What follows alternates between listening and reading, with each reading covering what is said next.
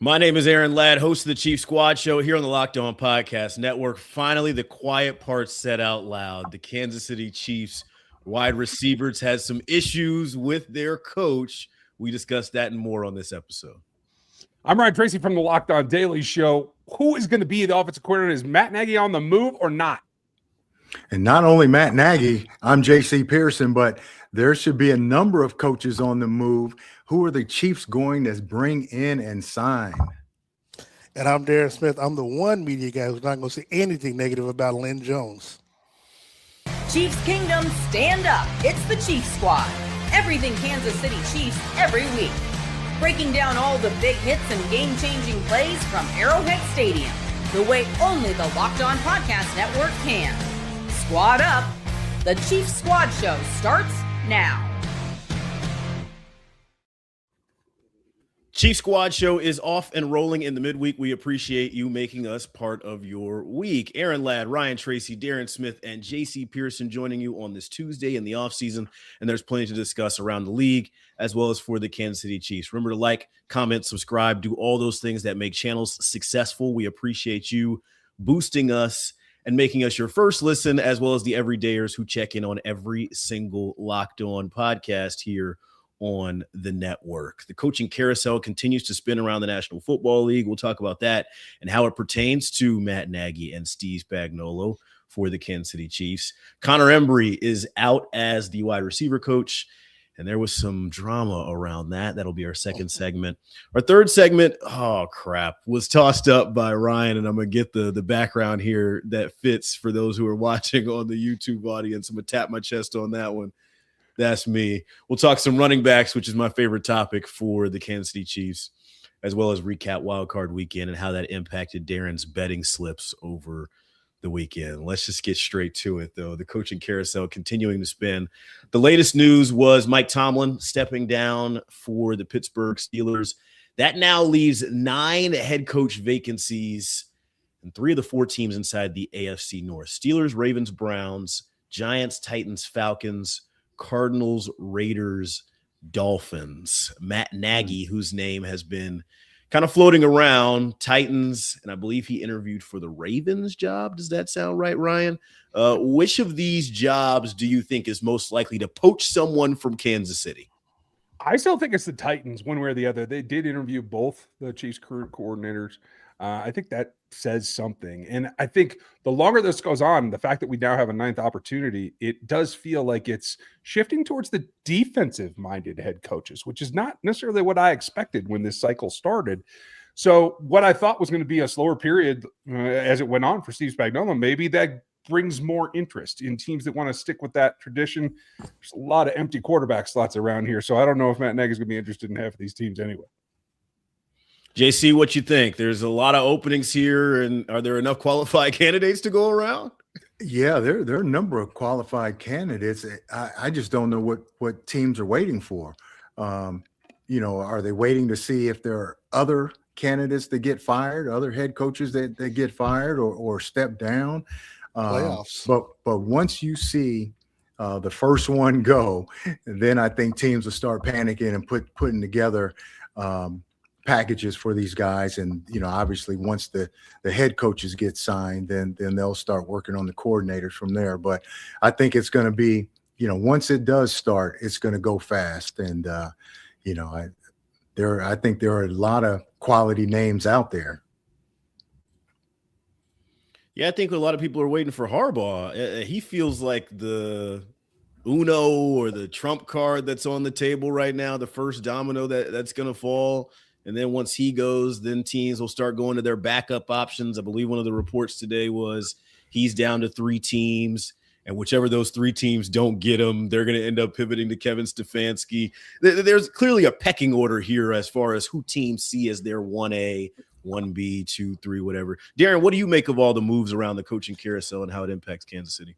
I don't think it really affects Kansas City much, because if you think about it, Kansas City hasn't even brought in any coordinators to, for interviews. And I think that they're waiting on additional playoff games. And some of these other teams are as well, depending on how this weekend shakes out in the divisional matchup, to be able to have some interviews with some of these offensive coordinators or coaches if they somehow, step down and get fired.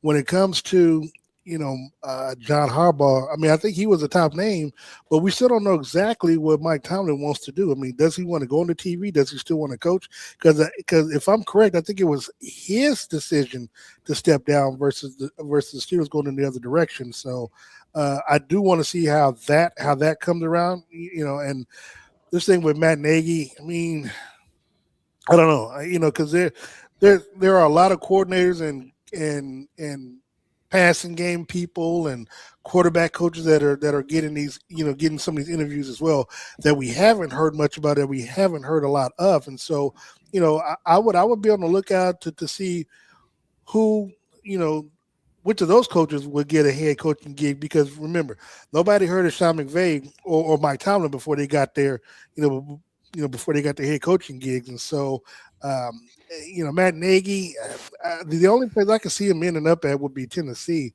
But, I don't know. I just don't, for me, and I guess I'm close to the situation, I just don't see him being a leader of men, but that's just me. And so we'll see how well, I think it's not just about the leading of men. I think it's about the comfort with the GM. And I think he still has the in on the primary slot in Tennessee, and that may be the difference maker, right? Yeah. As far as Tomlin goes, I agree with you. I do believe he stepped away. And my question then becomes, that means he's still under contract, because the franchise has not given that up. So I don't know that he can do anything but television at this point. I thought he had only signed a 1-year extension, which was last year. So I don't know if he's under contract at all, because when his contract was up last year, they signed him to another year, and I think this was his last year. So I believe it started going to a year-to-year deal where they could always come back, because they don't really get into the business of firing coaches, because they don't. I think the only time they actually fired a coach in season was 1 or 2 years ago. I think when they fired the coordinator or one of their assistant coaches that they ended up firing, and they don't do that often at all. And where do you guys rank the guys in order? And obviously we haven't done all of our research, but from what we know, do you think Tomlin would be the most attractive guy? It would be Tomlin, then Harbaugh. I would actually say, and this is something that I'm shocked none of us actually mentioned his name. We haven't heard anything about. Okay, good, thank you. We haven't heard anything about Brian Flores. Because remember, just 2 weeks ago, he was the hottest name. Where based off of what Minnesota did against one of those teams where they had like 8 or 15 sacks or something in a quarter, or whatever. I mean, and so, but we haven't heard his name being bandied around for any interviews at all. So, yeah. I mean, there are a number of guys out there. Mike McDaniel, Raheem Moore. I mean, those guys have got experience. They've been around. They're younger. They've had good teams. And they seem to work well with younger quarterbacks. So, I don't know. If it were me, I'd try to get Tomlin. I can see him fitting in really well in Atlanta or Baltimore.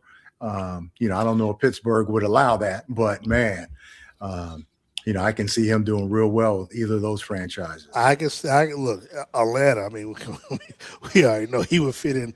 He'd fit in well down there. Plus, he would improve the defense. I think the offense is there.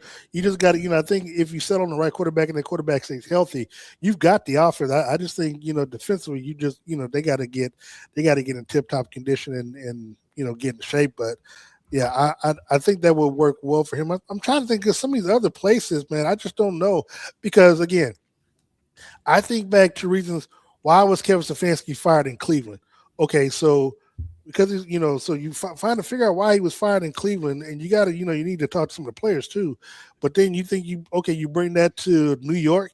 I mean, because everybody says he needed a quarterback. Well, he had 13 quarterbacks in Cleveland that he couldn't coach up or whatever. But all of a sudden, I'm supposed to believe he's going to be able to coach up Jackson Dart and that team up there, or even, I mean, God forbid, he goes over to Tennessee and coaches with Cam Ward. So again, I mean, there's a whole bunch of little stuff that that I put my finger on, wanting to question as to, okay, why would this coach be a good fit or not a good fit for my team? Tomlin to Atlanta throws me for a loop. I don't think that is a good fit, to tell you the truth. I don't think that they would pursue that because of exactly what you just said. Michael Penix is a huge risk that they took, and they have got to make sure that they develop him correctly. The defensive-minded head coach, and a defensive-minded head coach that wants to grind and play defense, like that's not the right emphasis, I don't think. And I think he's much more likely to stay, maybe even for the Ravens. I think that would be hilarious. But if the reports are right, I don't think he'll be involved in this cycle. Yeah. But they've got Bijan. Yeah, they got Bijan Robinson down there. So, I mean, they can play his style of football. But, going back to the home team, like you said, it's been awfully quiet. If they know that Nagy is not coming back, right? He doesn't even have a contract. If they know they're going to go in a different direction, unless you know that somebody that's currently still in the playoffs is going to be your guy, you need to start interviewing people just in case, don't you? And JC, that's what leads me to think that the fix is already in, that they've already decided and they already know who the guy is. I know we talked about Cliff last week, but we can't help but ignore the smoke around Eric Bieniemy or Mike Kafka. So with some of these guys that already have the established tie to the Andy Reid tree, where it's like, we don't really need to go through the whole process to you still got to go through the whole process. Yeah. I mean, you still got to go and do some interviews, the Rooney Rule and all that stuff still. Does the Rooney Rule apply to coordinators, or is it just for head coaches? Yeah. Nope. Yeah, it applies for coordinators, head coaches, and front office and GMs and all the other good stuff. All right, so we bring Raheem in on Zoom, and then we move on and move Kafka on in. You know what I mean? Yeah, if we're talking about why it's been so quiet, I don't think that it's a surprise that it's been quiet, because Andy Reid likes to hire guys he's familiar with.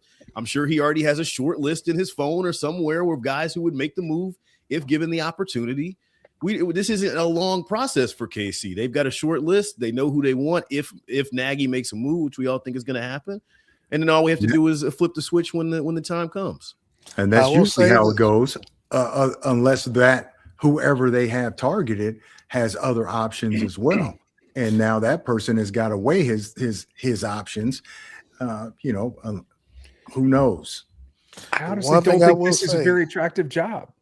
Who wants to be under Andy's wing? I agree. Look, I've always said that if Andy's still going to call the plays, what's the point? However, I will say this, call it breaking news or what, but I do know a certain QB1 would not have any issues whatsoever should they decide to bring back a running backs coach from Chicago that would be the offensive coordinator. I know for a fact that he would not have any issue whatsoever.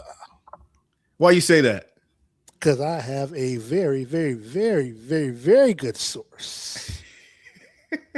I don't have a source, but I don't agree. You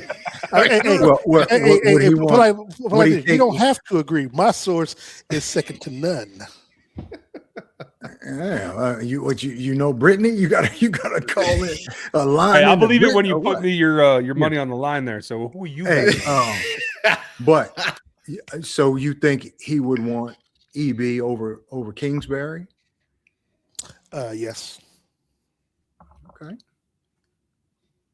Would Mike McDaniel would he become an off? See, that's another part of this whole coaching carousel conversation is like, are some guys comfortable taking a step down and becoming offensive coordinators to work in KC? That's where I lead to Ryan's point, where it's like, why would I take a demotion in title and then be micromanaged the whole time that I'm there and get no credit for the success when I could just go somewhere else, have the title, maybe not have as much success, but still be able to use that springboard to get back to a head coaching job. It's just an interesting situation. And let me say this. Now, it's not that I don't disagree with Ryan's sentiment about who they should bring in. I'm saying from my source that he would not have an issue if they were to bring him back. So agree, disagree, that's fine. You can do that. But I'm saying I know for a fact that he would not have an issue. Pat would not have an issue if Bieniemy was brought back. Correct. Okay. Now, if they bring him back, that's fine. I mean, that's up to Andy. But I'm like you all. I just don't see it, for me, whether it's Bieniemy, Kafka, if Andy Reid is calling the plays, unless you got something signed, but a contract says that you are the next head coach in waiting, which you really can't do that, because I think a team got in trouble for doing that before. I don't Yeah, I just don't know. I mean, I agree with you all. It's not a good position, because if Andy's calling the plays, what are you there for except for to be a mime or just repeat what he says? Final Right. thoughts So before then- we go to break. Yeah. So do you think Bieniemy would even come back? Why? Nah, I don't know. I mean, well, Based on everything you're saying. money is Right, money. Yeah, but where he's at right now, they're having success, right? Yeah. All right. I mean, yeah. They're having success, and but they could lose this weekend. But if you're asking me, would he come back? I mean, hell, I don't know. That depends on if he still got his family and his people here. I don't know, but right. But we keep throwing that name out. I mean, he may not even want to come back. He may not want to. Right, but because of everything you just said about why would you want to come back and be under Andy when he was here and had all the success. Andy got all the credit. That's why he never got. That was the excuse of him not getting a head job. So why go through that again? Well, hell, I mean, Andy get all the credit now. Somehow, Matt Nagy about to get a head coaching job. I mean, but we can go in that direction too. But I ain't gonna say why. But what I'm saying is, again, I'm not saying he's going to be the OC. I'm saying that where it matters most, Patrick Mahomes does not have an issue if they go in that direction. Oh. That's all I'm saying. Huh. Let's take our first break here on the Chiefs Squad Show. When we come back, we discuss Connor Embree's exit from the Chiefs coaching staff. You're listening to the Chiefs Squad Show here on the Locked On Podcast Network. Indeed is our first read. If you've ever hired someone who looked good on paper but just wasn't the right fit, you know how important that is. When you want candidates who truly match what you're looking for, trust Indeed sponsored jobs. Hiring Indeed is all you need. Stop struggling to get your job post seen on other sites. Indeed sponsored jobs put your post at the top of the page and help you reach the right candidates faster. Sponsored jobs boost your post to the people who are the best fit for your role. And that makes a real difference. According to Indeed data, sponsored jobs posted directly on Indeed are 90% more likely to report a hire than non-sponsored jobs. Spend more time interviewing candidates who check all your boxes with less stress, less time, and more results using Indeed sponsored jobs. Listeners of this show get a $75 sponsored job credit to help give your job the premium placement it deserves at Indeed.com/LockedOnNFL. Just go to Indeed.com/LockedOnNFL right now and support the show by saying you heard about Indeed on this podcast. Terms and conditions apply. Hiring, do it the right way with Indeed.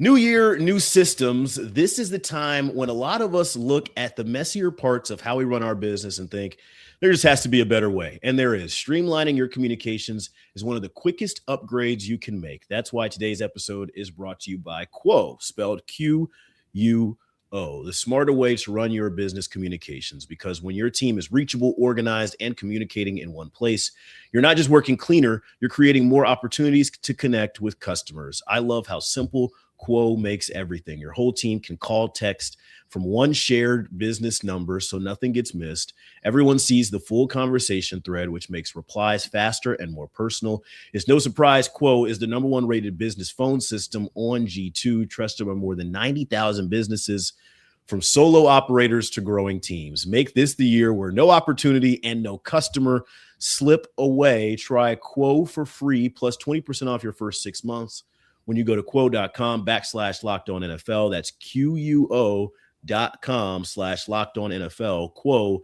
no missed calls, no missed customers. We are back in on the Chiefs Squad Show here on the Locked On Podcast Network. Aaron Ladd, Darren Smith, Ryan Tracy, and JC Pearson with you here in the midweek. Let's talk some Connor Embree. This news broke moments before we did our last episode, so now we get the full runway to really digest. And I think it's interesting because there's been more information that came out, and it's from our guy Nate Taylor from ESPN. He was on Fesco in the morning and said this about Connor Embree, quote, "If you can get a more qualified, dedicated, someone who can provide more accountability, but honestly just more solutions to what you see on the field that wide receivers can do, that can marketably seismic improvement for this pass catching group." I know the receivers themselves are frustrated with their old position coach. Xavier Worthy as a receiver got better the absolute moment DeAndre Hopkins arrived. That was in late October of 2024. You could argue that DeAndre Hopkins and Travis Kelce have been more impactful to the development of Rashee Rice and Xavier Worthy than Connor Embree. That is a problem. JC Pearson, we'll start with you on this one. Did you see the similar issues that were echoed kind of in this quote? And then what would you like to see from the new wide receiver coach? Well, I mean, ultimately, those guys are not just brand new to the game. So they can place the blame where they want, but the blame ultimately is on them to get better and hone their craft. Now, Darren's not the only one that has sources, but I've got sources too. And we talked about Connor Embree, and the problem is, but I'll name mine. But and the problem is that he had no control over those guys, meeting rooms and all that. Who's your source? Who told you this? You said you was going to name your source. Yeah, I can. I can. If we want to start doing that. Well, Darren, go for it. Is this somebody who's actively in the locker room right now? Somebody that is very, very close to the players. And so we were talking about this today, as a matter of fact. And, he was saying that the players were saying that Embree that just had no control over the group as a whole. And, they kind of would talk back, do what they want. And actually they would have their own meetings with Pat about running routes and how to run routes and what they're seeing, because Connor wasn't, they didn't trust what Connor was saying and seeing. Yikes. Well, and Darren's up sell here on the topic. I will say this. I don't know anything about Connor Embree. I don't care at this point. The most important thing that has to happen is when you look at this roster, Hollywood Brown's out of here. Juju Smith-Schuster's a free agent. These are all younger guys. You have to not only have somebody that can command the room, you have to come in and teach. This game does not just evolve from the college game and you show up here and all of a sudden you improve. You got to work at it. And you got to be coached at it. And that's the thing that I think you got to get back teaching this group of players. Yeah, and I would say to that too, Ryan, when are you no longer a younger player? This will be going into Xavier Worthy's third season, right? Rashee Rice's fourth season, even though he's missed time and all. No. You know everything at this point that you need to know. It's up to you to hone those skills. You can only, place the blame so many places. And, Connor Embree's not running routes. You say you went to Pat and you're working with Pat and you're going down to Texas in the off seasons and all that stuff. Sooner or later, you got to produce at the level that you're expected to produce at.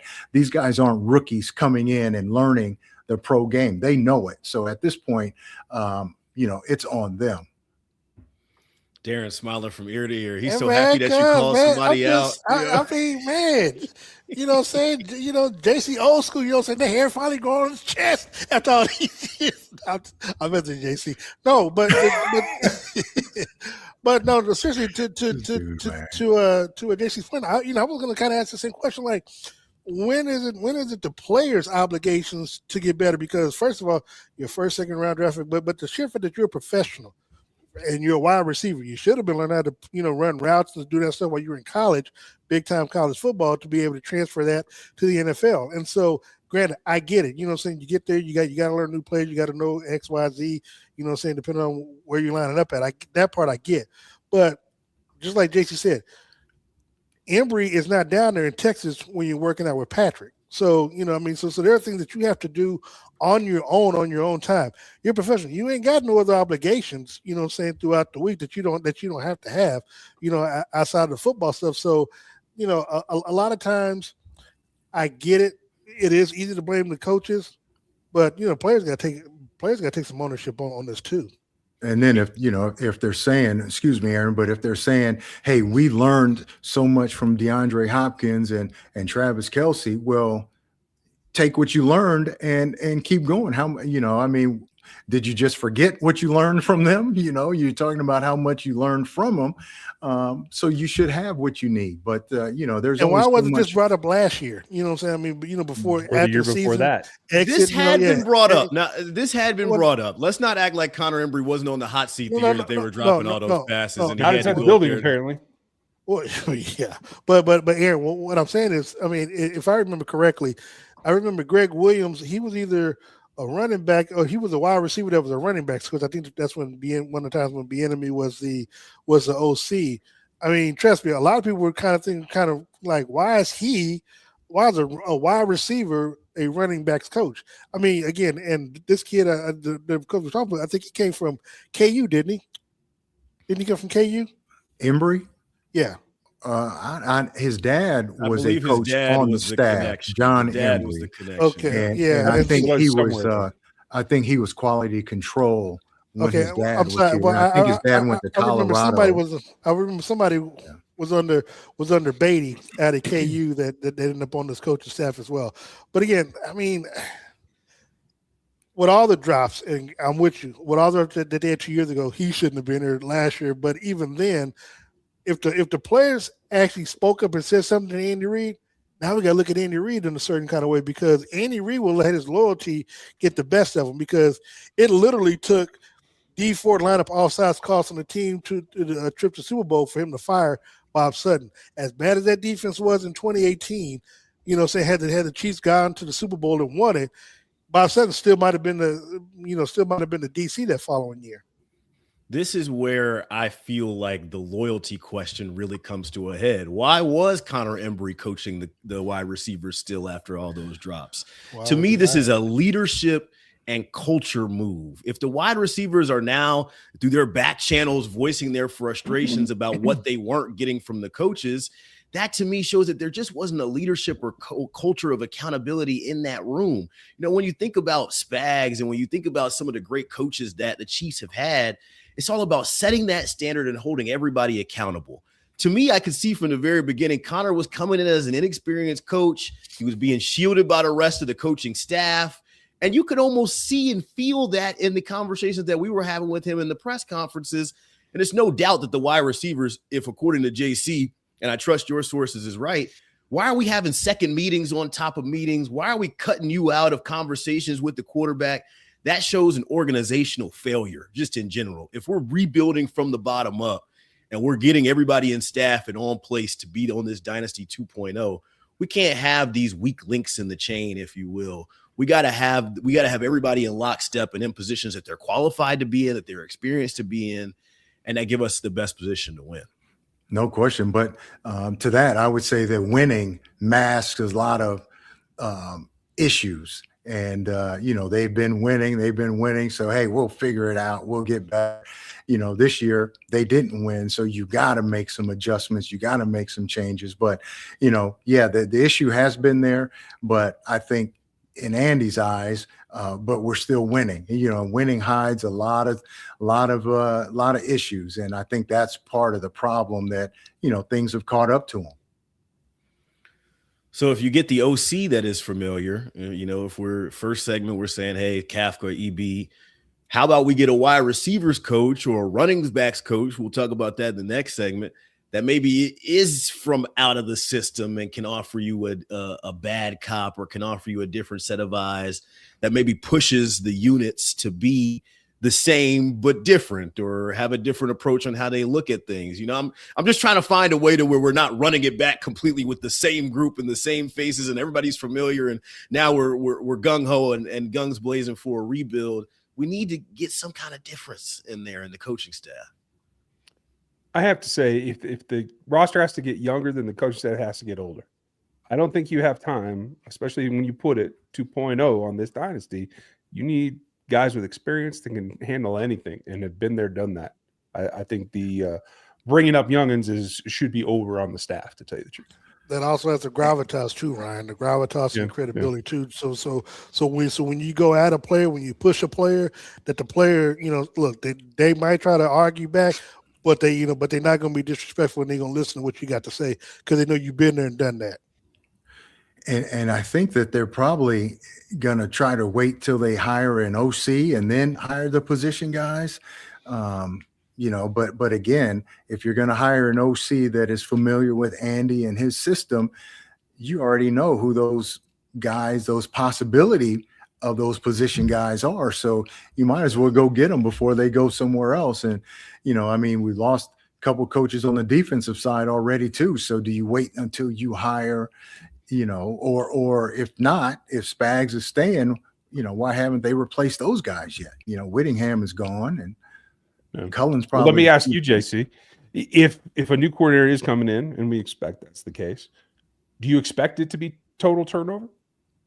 If it's not, and I think that's what they're trying to avoid, honestly. And so they want somebody that's familiar with the system, with the way that they do things, with the way that they want routes run, with the way all that kind of stuff, and it trickles down from the OC, which trickles down from Andy, right? So, like you said, I don't think they want to bring in somebody who they have to teach the system to, and now that guy has to teach the system to the players and all that, and the players at this point may know the system better than that position guy, and that then the respect is not there. So I think they want some familiarity there from the top down, good, bad, or indifferent. That's generally how things work. It's funny because I don't know, we gotta go to break. It's funny because when we go back to the last segment, we talk about working under Andy. That's one of the that's one of the bad things, because generally if you bring a coordinator in, you kind of want, if you bring off a new OC or somebody in, generally they want to implement, saying their type of offense and things of that nature. But you brought up a good point, because the last time like coaching changes happened, and again, Andy had a big thing to do with it. Obviously, when I mentioned this, when they fired Bob Sutton and they brought in Spags, everybody on the defensive staff got fired except for one person. Yeah, I know who that was, right? Andy's son. And we know what happened, a couple of years later after that, because he was, because of what happened. But he was the only person that did not get fired when that transition took place. We're continuing our talks around the Chiefs coaching staff here on the Locked On Podcast Network. When we come back, we switch to the offensive side of the ball. Stick with us. We'll see you on the other side. Let's be real. No one starts a business for the joy of calculating tax withholdings or managing payroll spreadsheets. That's where Gusto comes in to take the stress of payroll, benefits, and HR so you can focus on running your business and supporting your team. Gusto is the all-in-one remote-friendly payroll and HR platform that makes managing your team simple, transparent, and fast. Whether you're hiring, onboarding, or paying employees, Gusto helps you do it all from one place without the hassle or hidden fees. Unlimited payroll runs for one monthly price, which means no surprise charges at the end of the month. Gusto's automated tools like offer letters, onboarding materials, and direct deposits save me hours every week. And knowing you can reach certified HR experts anytime gives you real peace of mind. Try Gusto today at gusto.com/LockedOnNFL and get 3 months free when you run your first payroll. That's right, 3 months of free payroll at gusto.com/LockedOnNFL. One more time, that's gusto.com/LockedOnNFL. Chief Squad Show rolling right along here on a Tuesday. Appreciate you joining us. Aaron Ladd, Darren Smith, Ryan Tracy, and JC Pearson. We just talked about the wide receivers coach. Now let's talk running backs coach. Ryan, this was your idea. Todd Pinkston, the current running backs coach for Kansas City, was his third season in 2025, had 11 years in the NFL, including 7 years with the Philadelphia Eagles. Is this another familiarity conversation and loyalty conversation when it comes to Andy Reid? It depends. If it ends up being Mike Kafka, I think it might be, because you might see Todd slide back to wide receivers. Mark DeLeon gets his promotion to running backs coach, and you roll, right? It could be the same thing if Kafka gets a job elsewhere, and you're looking at promoting OC from within. I don't know that there's a better option here than Joe Blameyer, in which case you still got to shuffle the staff, right? And so that's what I'm theorizing is, does that position need new blood offside this staff? And that's a good one. We'll get to that later. But I think new perspective on modern NFL running back coach, I think that might be worth it. I know there's a lot of system out there that wants to talk about the new modern as well, but I think the position coach could be useful there as well. The Chiefs running backs underperformed in 2025. I banged the table for it from weeks 4 on. I don't know if it was scheme. I don't know if it was personnel. I don't know if it was a combination of the two. I know whatever it was not working. And if your offensive coordinator is stepping away, why not use it as an opportunity to look at it as a whole from a treetop view? I agree. I mean, you've got coaches coaching out of position in some cases last year. Why not look at it now with a fresh set of eyes? I like Todd Pinkston. I had conversations with him when I was in KC, covered the team for 4 years. None of this is personal. And Darren has said this, but I want to make sure that I reiterate this.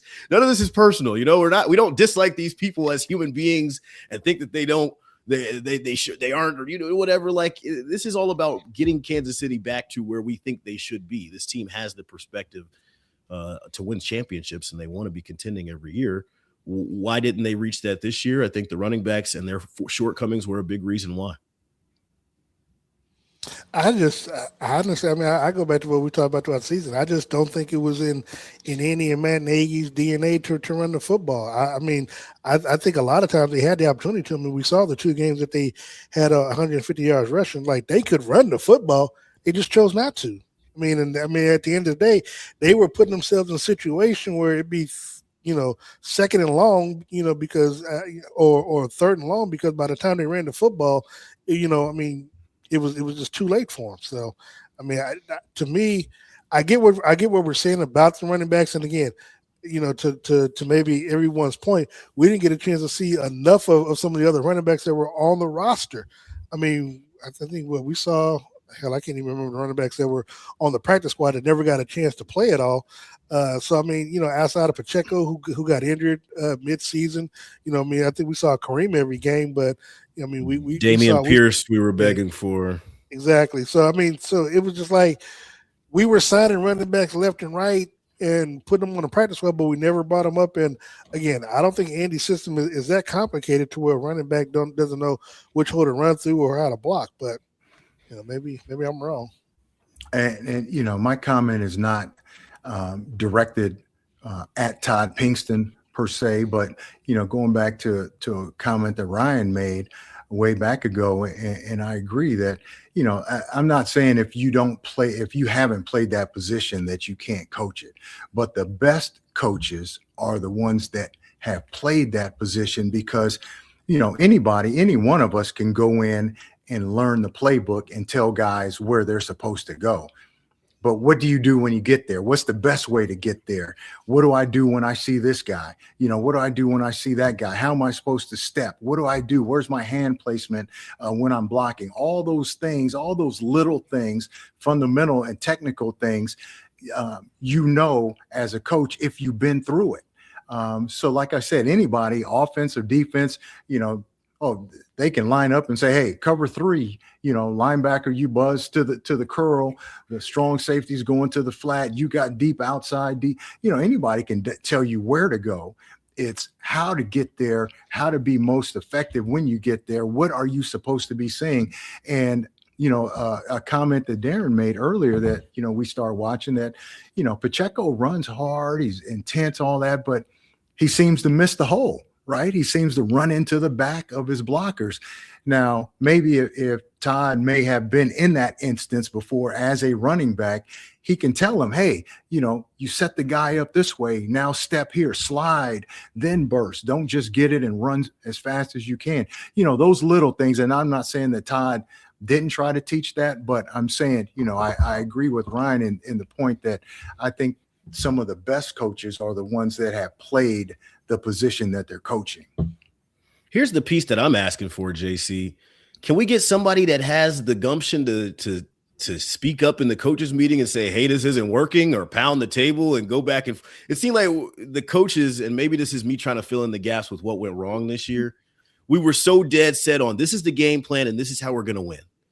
And it was not working for so many weeks. There was no deviation. There was no, hey, we're going to try a different sprinkle here, or we're going to try a little nugget here, or we were asking for creativity in the run game too. Can we bring in somebody that has the ability to say, hey, this hasn't worked, let's try this approach this week? Well, the question is, and I'm not sure what station you're working at down in Columbia now, but you know, are you going to go in and tell your bosses, this ain't working, I need to do this, this guy needs to do that guy, right? So no, not putting you on the spot, but I'm saying unless you have that kind of, security, right, is probably the right word. Hey, I'm not saying nothing because, I need to keep my job, right? So that happens a lot in all walks of life, but especially in the NFL. I'm not going to try to overstep my bounds and say too much if I'm not that guy, if I haven't been given that authority and that security, because hell, guys get fired all the time, right? And you don't want to be that guy. Well, I think that falls on the OC to be that guy that can go and say, hey, this isn't working, Coach Reid. We have to rethink this. I don't know that any position coach is going to be the one to stand up there and lay that out on the table, right? That's what you got a boss for. You let him fight your battle for you, right? The other thing that I do want to mention is just because you're going to change the running back coach doesn't mean that you don't have to change the players as well, or the type of players here. And I think there has been a bit of a one note chorus here for the last few years. And to Darren's point, when you got something that you could shift to, a plan B, didn't use it quite that much. And I think it has to be used this coming season, because whether everybody's optimism about Patrick Mahomes being able to start week 1 is true, or you think more like me where it's probably a mid-season return kind of thing, whoever it is at quarterback, you got to be able to run and protect that quarterback better this coming season than you just did. That's the bottom line. Darren, what you think about the Chiefs running backs? I know you don't want a certain running back in the kingdom next year. Who? Isaiah Pacheco. I don't have a problem with Pacheco. I just know that they're not going to bring him back. I mean, that's, me not wanting him and what they're going to do is two different things. I mean, I don't care if he comes back. I just know they're not going to bring him back. I mean, you do got to get younger, but again, we didn't utilize the running backs that we had, which again, it just, that's a Brett Veach, Andy Reid issue or problem, so to speak. So, I mean, if we go get one in free agency or in the draft, I just think it's just, until we show that we're going to make certain changes when it comes to the play calling or the offense or how we're utilizing running backs. This is great topics to talk about the next 52 weeks, but we're going to be right back here next year having the same conversation about Andy Reid and these running backs. Commenter says he'd rather see EB as the running backs coach instead of the OC. Does EB come back to the kingdom as a running backs coach? No. Why? Right. That's a lateral move and on a team that's doing better than the Chiefs, in Chicago in one season. They built that up there. So why would he come back as a running back coach? I think he's just people know that name, and we've been talking about EB. I hear other stations talking EB, and no, there's definitely no way he's coming back as a running backs coach. I will say this: anybody, and this is also anybody you bring in, I don't care if it's EB or DC or who, and the thing is, you have to have somebody that's going to come in and challenge Patrick to be great. You have to challenge him, and don't be afraid to push back against Mahomes if you feel like what you're saying is right and what he's saying is wrong. And that and the things that has gone wrong when it comes to someone like a Matt Nagy, because again, I've said it, and I've said it to someone's face, that with Matt Nagy, Patrick Mahomes has regressed as the top quarterback over the last 3 seasons.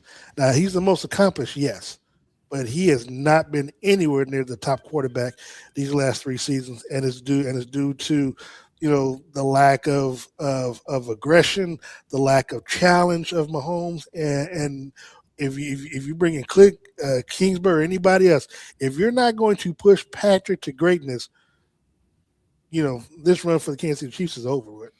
Ryan, you liked this one from the comment section as well. Would like to see Antonio Pierce as defensive coordinator if Spags leaves. Why does that excite you?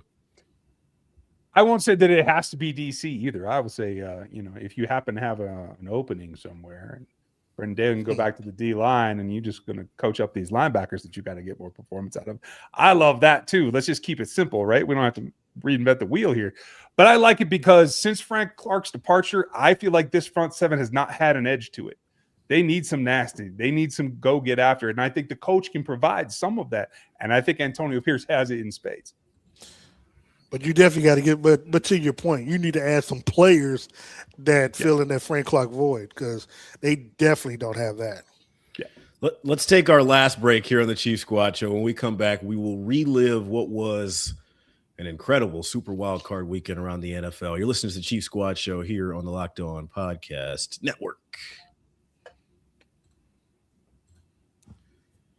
The wild card round has come and gone, and FanDuel is officially in playoff mode. Every game day during the NFL playoffs, FanDuel is giving customers even more ways to get in on the action because right now, every NFL playoff game day, FanDuel gives users a profit boost pack waiting for them inside the app. Each game day, you will see a pack loaded with multiple profit boosts.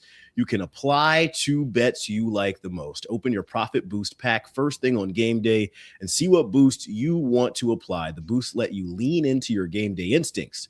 Whether you're backing momentum, defense, quarterback play, or coaching, you make your picks, then apply your profit boost to go after even bigger payouts while the playoffs get rolling. So visit FanDuel, an official sportsbook partner of the NFL, and grab your profit boost pack every NFL playoff game day. Final segment here on the Chief Squad Show on a Tuesday. Aaron Ladd, Darren Smith, Ryan Tracy, and JC Pearson. Darren, are you paying people to make comments on our posts? One of the commenters says Darren Smith is the most honest, real journalist, tells exactly how it is, no sugar-coated BS.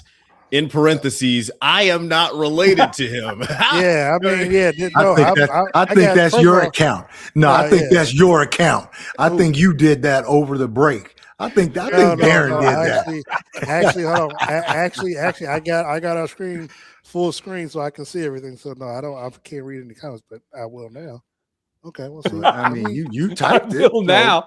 In the same account, they say the host is just. Hold on. Put the next one on the screen. Put the next one on the screen. Damn. Yeah, I bet you won't do that. Exactly. Broken news, right? We have got a very that's Darren. Section. We appreciate all trying the to overthrow. Joining us here on the Chief Squad Show. We're having some fun. It'll be Tuesdays and Thursdays for us in the off season. Let's recap the wild card weekend. I'll go quickly. I don't remember what our predictions were. I know we all got some right and got some wrong. Rams over Panthers, Bears over Packers, Bills over Jaguars, Niners over Eagles, Patriots over the Chargers, and the Texans over the Steelers on a Monday night. Was there any biggest surprise? Yeah. What was your biggest surprise, Darren? Kick us off. I think my biggest surprise was San Francisco because of the injuries that they were suffering throughout the season, having to go on the road, going across the country. They lost Kittle in that game too. Yeah. First play that he caught. Yeah, so I was surprised. In Philly, I think had like it wasn't a big lead, but they did have a lead going into the fourth quarter, I believe, and they lost it. So yeah, to me that was the biggest surprise. I wasn't surprised at all by the Monday night game. I thought Houston would win based on their defense, but I didn't think CJ Stroud was going to play the way he did. That was surprising, but. Those are the two big surprises, and I would say the Panthers surprised a lot of people, by how hard they played and got it down to the very end. So, shout out to them. Some great games, over the weekends, all except for that Sunday night game. You're tired by then, right? Yeah. None of the outcomes surprised me. I think I had everybody pulling that off, but. I expected the Steelers to kind of lay an egg.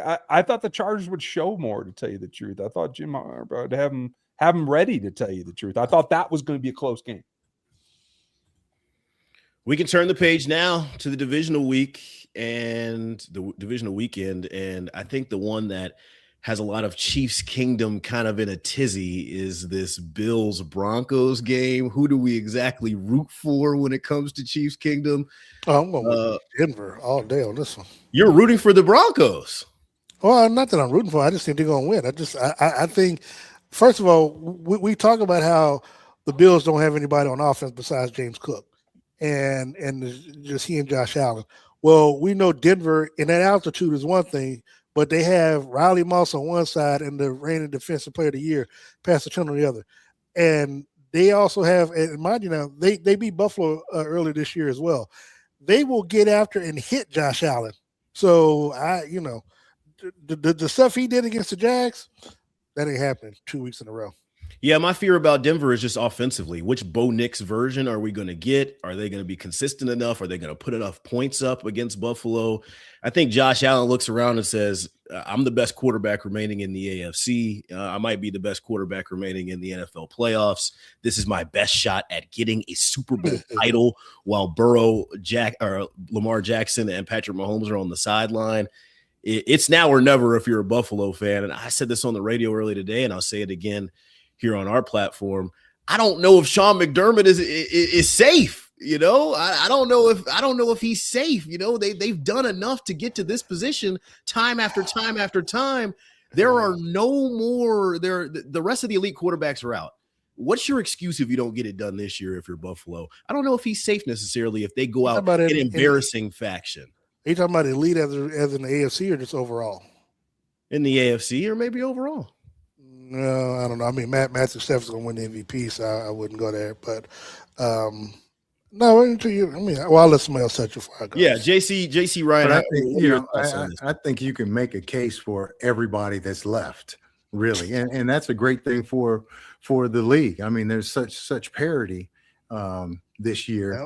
Yep. There's no Chiefs and no Pat Mahomes, and last year Philly was running away. Everybody's out. So I mean, you can make a case for everybody that's left winning their game, and so that's a good thing. Should make for some great football this weekend.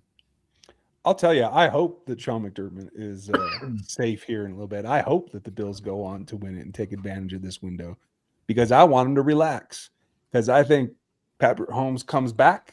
And forevermore, you'll be able to say, remember that one Super Bowl you got? It's the one year you didn't have to beat the Chiefs. And I'm ready for that narrative. Yeah, that's not happening. I mean, it's a good storyline for Tony Romo and Jim Nantz and CBS, but all that glazing aside, his postseason ends this weekend in Denver. I think Denver. I put it like this: Sean Payton built that defense to beat a Kansas City style offense and a high-powered offense, so they can have home field advantage and have that type of defense to be able to get to the Super Bowl. They got everything. Sean Payton got everything lined up the way he wants it, and he ain't about to let it go. Saying and look, and I believe he is not going to put Bo Nix in a position to make mistakes. If he has to run the football to keep Josh on the sidelines, that's what he would do. He would do something that Andy won't do, and that's run the football. Mm-hmm. Yeah, so Darren and JC, it sounds like they're picking Denver. Ryan, where you were going on that one? He just said Buffalo. No, I said I want that storyline. I don't think they're actually going to beat the Broncos because, it's one thing. In the end, you got to remember, it's January, folks. Defense will affect that game. It will win a championship, and that is clearly the Broncos. So, but I just don't want to have to listen to Bills fans for the next 5 years. I'll stand out on the ledge. I'll take Buffalo. I think Denver is a week 1 seed, and I do not trust their offense consistently enough. I will take the Buffalo Bills. The defense. Let's go to the next game. It is the Niners facing off against the Seahawks in an NFC West battle in the divisional round. I'll start off. I will take the Niners again. I think they're hot. I think they have one of the best, if not the best coach in the NFL as of this current moment. If you look at all the injuries that they've had to go through this season to get to this point, I think Sam Darnold has shown us who he is in the playoffs. I'll take the Niners. Aaron, you and that hot take stuff, man. That don't look good on you. Picking the Niners in the playoffs is a hot take? No. I'm talking about you saying that their head coach is the best that's left. You can make that argument that he had the best head coach this year. No. Last I checked, we got Sean McVay over here that has won a Super Bowl title, and how many has that head coach lost? 2 as a head coach and 1 as a coordinator. Come on now, no, we're not doing that. No. We got too much credibility right here. Who are you picking in the game, Aaron? Who are you picking in the game? Man, I don't know. I'm gonna go with the Seahawks, man. See, you're I'm gonna going do with all the that. Seahawks. Agree with me. No. You said the Niners. Yeah. Okay. No, Go ahead. Yeah, you said the Niners. I'm going. I'm going No, with I'm the saying, Seahawks. yeah, I'm going Seattle too. See?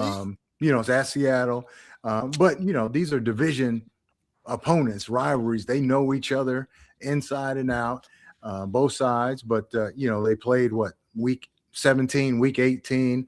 Yeah, 17. The Seahawks won that one. I think the Seahawks. I think they're gonna prevail this weekend. And one last point to that. San Francisco had a chance to have home field advantage, and they lost it while they played them at home. Do you really think Seattle's going to lose home field advantage to the Niners at home in the playoffs to get to the Super Bowl? Stop this, Gary. Stop this nonsense. Ryan, who you got? I'm here for the Sam Darnold redemption story, and I'm thinking it's riding. I love that kid coming out. He got a raw deal. Anybody who ends up in New York gets a raw deal. So I'm here to see him come along. I got the Seahawks. All right, it's 3-1 once again. Let's go. Aaron, understand something. There's nothing wrong with agreeing with your boy, okay? I just want you to know it. Take notes. Take notes like my colleagues over here. His hot takes ain't working, Darren. I picked the Panthers last week, and that pick was looking very good up until pretty much the last. I had the Panthers 10.5. That's what I had. So. Congratulations, Darren Smith. The Texans facing off against the New England Patriots Sunday. 2:00 kick if you are listening to this from the Central Time Zone. I've already made my pick clear. I'm taking the Patriots to represent the AFC in the Super Bowl, so I need them to win this game. Man, I ain't gonna lie. I don't. It depends on which CJ Stroud shows up, man. But the fact that Nico Collins, I don't know if he's concussion protocol. Is concussion protocol? Concussion, yeah. Yeah, I ain't gonna lie. If it was just based on defense alone, man, it would be Houston and Denver in the AFC Championship game. But this game being at home, I'm gonna go with the Patriots, man. But I really, my heart is with Houston, though. But I just don't know what CJ. I don't know what CJ Stroud is gonna show up, man, because he played awful Monday night. Yeah, but that defense was dominant, man, and the Patriots. Horrible. And I heard this somewhere. I don't know if it's facts or not that they had the easiest schedule, or one of the easiest schedules in the league. Well, they had the last place schedule. That's why. It is. Yeah. And they won the worst. So it's I'm taking Houston in the upset up there. Yeah, I'm going with Houston too, man. I'm going with my heart. Houston. Yeah. I will tell you this. I think D'Amico Ryans is a very, very good coach, and he's got that defense tuned up. He hasn't been here before, and I don't know if you can get those kind of performances on back-to-back. I'm going to put my money on Mike Vrabel, and I think the Patriots get it done. Better coach, better quarterback. Finally, welcome to this side. Appreciate you, Ryan. Thank you. Thank you. Finally, I have a brother-in-law. Better coach, Vrabel, better coach. Yes, Vrabel is a better coach than D'Amico Ryans. All respect. We're picking based on the best. Based on resume. Really? Okay. Yeah. Experience is that bag that doesn't end at the bottom. He can go in. One thing I will say, he might have experience. His team don't have experience. That's true. He's not playing in the game. Yeah, that's true. And it's a whole different deal. And it's a whole different deal in the playoffs, though, when you know that every play matters anyway, but when it's in the playoffs and you know that if you lose, you're going to Cancun or wherever they say you're going, it's a different field, man. Trust me. One thing I will say, do not think Will Anderson and those players do not want Drake May to run the football. Trust me, because the way that they got after Josh Allen, got after old boy last week, Aaron Rodgers, and everybody else. You run that football if you want to, Drake May. That's all. And they got the cover guys. They got guys that can cover. I'm going Houston. Yeah, Houston. Rams Bears is our last game. Let's pick this one quickly before we get out of here. I will save my pick for the end. I want to see where y'all are headed. Pick quickly. I've got in Chicago. In Chicago, yes, right? Yes, Chicago's the 2 seed. Yeah, I got the Rams. I don't. I mean, look, if the Bears start off slow, that worries me. But I'm gonna go with the Rams. My cousin's a chaplain at this, so I got to go with them. Right. It's a tough one. The weather. We talked about being there. The Bears hadn't been there, obviously. Man, I'm going with the Rams. There's only one Puka Nacua, but he plays in Los Angeles, okay? So my mama would kill me if I did not take the Bears, and I think they might actually get it done. So I'm going Chicago. I'll go Rams. Coach quarterback. And don't try to agree with me now, man. A broken clock is right twice a day, Darren. That's why we keep you on the program. Thank you very much for joining us. Thank you very much for joining us. Final thoughts, JC. I don't want to cut you off. What you got? No, real quick though. What about the NCAA national championship? I know we have Thursday to talk about it, but man, what? Miami. I'm going Miami. Man, keep Michael Irvin and Ray Lewis. Put them off the field somewhere. That's all. Man, all I'm gonna say is keep the sugar far away from them. Oh, jeez. Indiana. I wasn't impressed with the pass rush that Miami's front put up last week, and I think Indiana might just be too tough. I'm going to take them. They might. They have a guy that people are saying the Chiefs should take, though, Ryan. Oh, they do, and you can find out more about Ruben Bain on my show as well as at RGR Football. Look at there. He's a tweener. He's a tweener. He's not big enough, man. He's a tweener. I'll take the Hoosiers, and their special season ends with a championship. Hoosiers. Appreciate you joining us on this episode of the Chief Squad Show. We are back again Thursday. Until then, stay safe and make smart decisions.